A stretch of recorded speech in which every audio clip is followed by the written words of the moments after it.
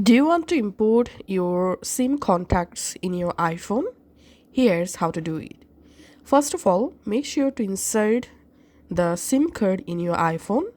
Now go to your settings. In settings, go down, tap on apps. Under app list, you have to go down and find out contacts. Under contact settings, go down.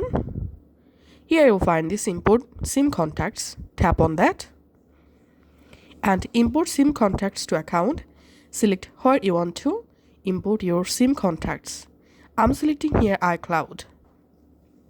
And that's it. All of my SIM contacts have been successfully imported to my iPhone iCloud. Now, go to your phone or contact app.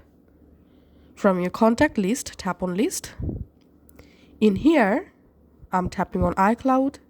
And here, as you can see, my all SIM contacts have been successfully imported. Thanks for watching.